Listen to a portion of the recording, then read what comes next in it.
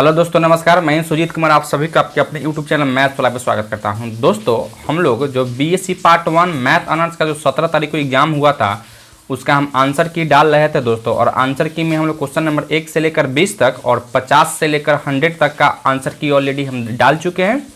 और इस लेक्चर में हम लोग क्वेश्चन नंबर 21 से लेकर क्वेश्चन नंबर 50 तक का आंसर की आपको डालेंगे।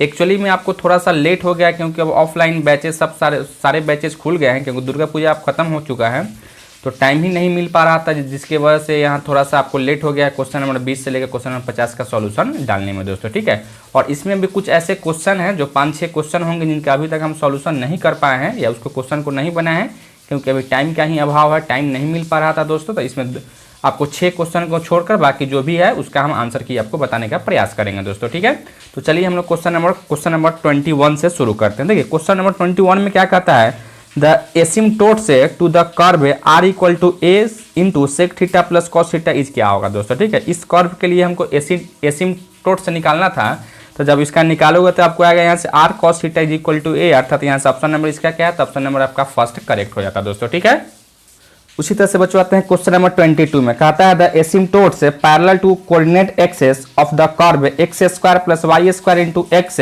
Minus a y square equal to 0।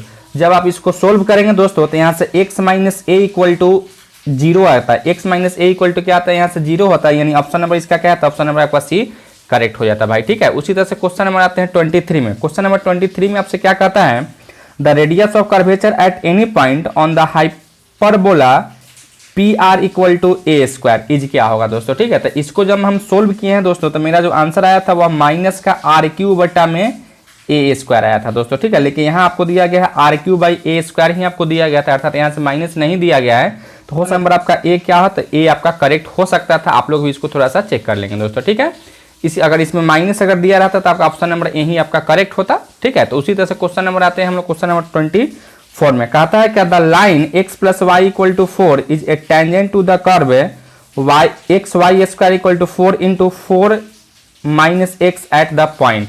देखिए दोस्तों, जब इसको आप सोल्व करेंगे तो यहाँ से जो आपको पॉइंट मिलेगा वह 2,2 मिलेगा, अर्थात यहाँ से ऑप्शन नंबर क्या है, तो ऑप्शन नंबर इसका सी आपका करेक्ट हो जाता है दोस्तों। ठीक है, उसी तरह से क्वेश्चन नंबर आते हैं 25 में। क्वेश्चन नंबर 25 का जो है ऐसे आपको क्या क्या कहता है, limit x tends to infinity x plus 1 बटा x प्लस 2 का होल पावर 2x प्लस 1।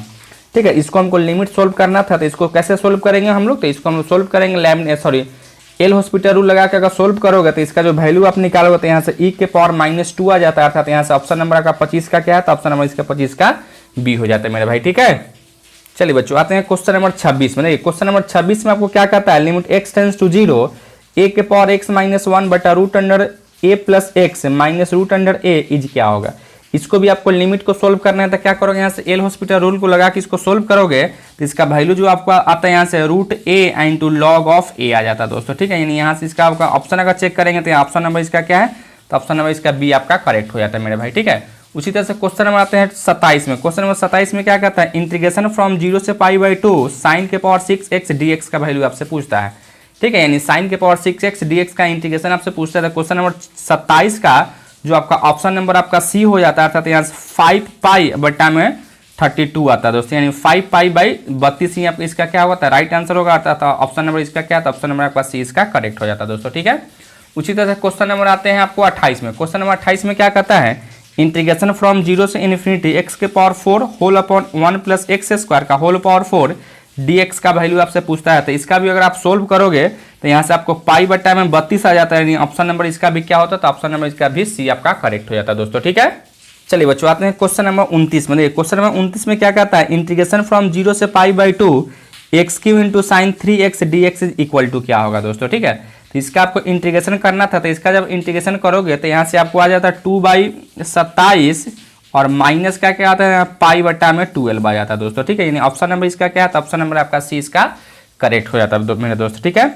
उसी तरह से क्वेश्चन नंबर आप आते हो 30 में। क्वेश्चन नंबर 30 में आपसे क्या कहता है, इंटीग्रेशन फ्रॉम 0 से इन्फिनिटी e के पावर -x इंटू एक्स के power n dx is equal to क्या होगा दोस्तों। क्वेश्चन नंबर 30 का जो ऑप्शन नंबर सी हो जाता है, यानी फैक्टोरियल आपका n इसका वैल्यू हो जाता है दोस्तों। ठीक है, क्वेश्चन नंबर 32 में क्या कहता है, the area bounded by the curve x square equal to 4ay and y square equal to 4ax is given by क्या होगा।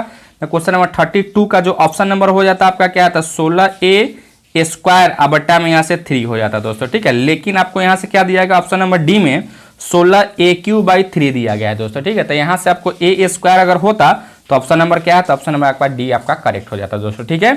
और इसमें आपको नॉन ऑफ दीज भी नहीं दिया गया था, इसलिए हम नॉन ऑफ दीज भी नहीं मार सकते, इसलिए इसी में आपको क्या होगा, तो यहाँ से आपको प्रिंटिंग में थोड़ा सा मिस्टेक हुआ होगा, यहाँ a स्क्वायर ही होगा, a³ नहीं होगा दोस्तों, ठीक है। तो अगर यही अगर a³ आपका अगर a स्क्वायर हो जाता तो ऑप्शन नंबर डी इसका क्या है, तो ऑप्शन नंबर डी इसका करेक्ट हो जाता दोस्तों, ठीक है। चलिए बच्चों क्वेश्चन नंबर आते हैं 33 में, यानी 33 में आते हो, कहता था area bounded by the curve y = x³ x axis and the coordinate x = +a और x = +4 इज गिवन बाय क्या होगा दोस्तों, ठीक है। तो क्वेश्चन नंबर 33 का जो है ऑप्शन नंबर आपका बी हो जाता है, अर्थात इसका एरिया का निकालते तो क्या आता है यहाँ से 255/4, ऑप्शन नंबर 20 का क्या है, तो ऑप्शन नंबर 20 का करेक्ट हो जाता है मेरे भाई, ठीक है। चलिए बच्चों क्वेश्चन नंबर आते हैं 35 में। क्वेश्चन नंबर 35 में क्या कहता है, the perimeter of cardioid r = a × 1 + cos θ is क्या होगा दोस्तों, ठीक है। जब आप इसका वैल्यू निकालने आओगे तो यहाँ से आपका 8a हो जाता है, अर्थात ऑप्शन नंबर इसका क्या है, तो ऑप्शन नंबर आपका डी ही आपका करेक्ट हो जाता है मेरे दोस्त, ठीक है। चलिए बच्चों क्वेश्चन नंबर आते हैं 36 में। 36 में क्या कहता है, the volume generated by the revolution of the ellipse x² / a² + y² / b² = 1 about the line x = 2a क्या होगा दोस्तों, ठीक है। तो इसका जो ऑप्शन नंबर आपका हो जाता है, ऑप्शन नंबर इसका नॉन ऑफ दीज हो जाता है, यानी इसमें से कोई नहीं होता मेरे दोस्त, ठीक है। उसी तरह से क्वेश्चन नंबर 37, 38 और 39 को हम स्किप कर रहे थे, क्योंकि अभी तक इसको हम सोल्व नहीं कर पाए हैं दोस्तों, तो इसको अभी हम स्किप करते हैं। अगर आपको इसका आंसर की अगर जरूरत होगा तो फिर हम नेक्स्ट लेक्चर में किसी में आपको बता देंगे इसका आंसर कि क्या होगा, इसके बारे में आपको राइट यानी करेक्ट ऑप्शन क्या होगा, इसके बारे में हम आपको बता देंगे सोल्व करके दोस्तों, ठीक है। तो अब आते हैं क्वेश्चन नंबर 40 में, कहता है the asymptotes parallel to x axis for the curve x² / a² - y² / b² = 1 is क्या होगा दोस्तों। क्वेश्चन नंबर 40 का जो है आपका x का वैल्यू आ जाता है आपको +- a हो जाता दोस्तों, ठीक है। अर्थात हम कहेंगे यहाँ से ऑप्शन नंबर आपका क्या है, तो ऑप्शन नंबर इसका एक करेक्ट हो जाता दोस्तों, ठीक है। उसी तरह से क्वेश्चन नंबर 41 में आता है। क्वेश्चन नंबर 41 में क्या कहता है, इंटीग्रेशन फ्रॉम 0 से π/2 10⁵ थीटा इंटू डी थीटा का वैल्यू क्या होगा दोस्तों, ठीक है।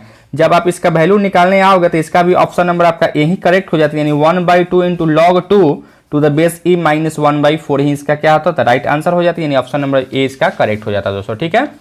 उसी तरह क्वेश्चन नंबर आते हैं 42 में। देखिए क्वेश्चन नंबर 42 में आपसे क्या कहता है, if y = a sin mx + b cos mx then the value of y2 + m² into y क्या होगा। देखिए y2 कहने का मतलब क्या है दोस्तों, यहाँ से d2y/dx², ठीक है। आप प्लस का m² इंटू y = क्या होगा दोस्तों, ठीक है।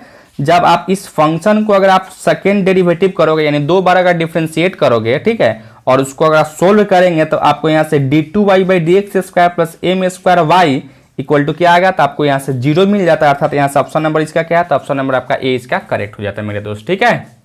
चलिए बच्चों क्वेश्चन नंबर नेक्स्ट में आते हैं क्वेश्चन नंबर 43 में। क्वेश्चन नंबर 43 में आपसे क्या कहता है, the area enclosed between parabola y² = 4ax and x² = 4by is क्या होगा दोस्तों, ठीक है। तो क्वेश्चन नंबर 43 का ऑप्शन नंबर आपका बी हो जाता है, जो कि 16/3 इंटू ए बी हो जाता है दोस्तों, ठीक है। ऑप्शन नंबर इसका क्या है, ऑप्शन नंबर बी आपका करेक्ट हो जाता।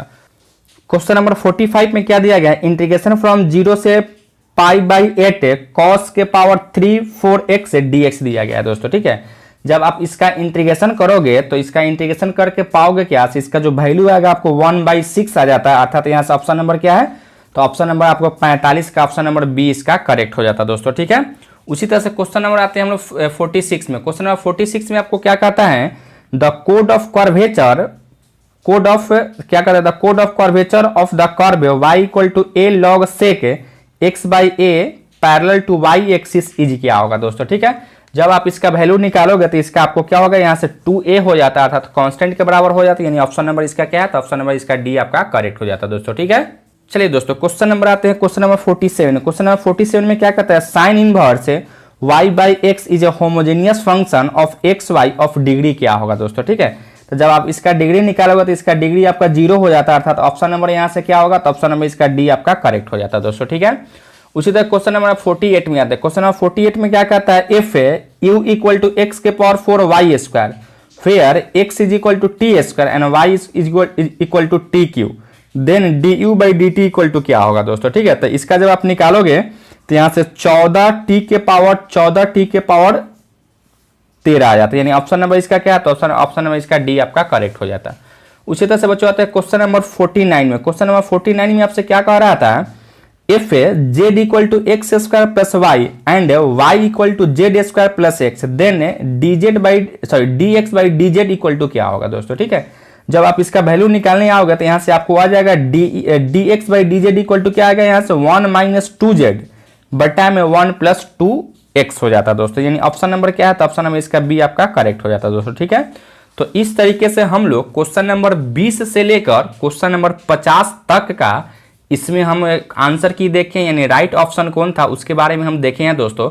और इसमें भी आपको 6 क्वेश्चन को हम छोड़ दिए हैं, क्योंकि अभी तक उसको हम सोल्व नहीं कर पाए, क्योंकि टाइम अभी नहीं मिल पा रहा था। तो उसको हम अगर नेक्स्ट लेक्चर में अगर आप चाहिएगा उसका सॉल्यूशन या आंसर की आपको चाहिए, तो नेक्स्ट लेक्चर में आप कमेंट कीजिएगा, तो नेक्स्ट लेक्चर में हम निश्चित रूप से उसका सॉल्यूशन या कहें आंसर की उसको डाल देंगे दोस्तों, ठीक है। तो इस लेक्चर में आज के लिए इतना ही रहने देते हैं। यह लेक्चर आपको कैसा लगा आप कमेंट करके जरूर बताइए। चैनल पे नए हैं तो चैनल को सब्सक्राइब कर लीजिएगा, वीडियो सबसे पहले देखने के लिए बेल आइकन को भी प्रेस कर लीजिएगा। धन्यवाद दोस्तों।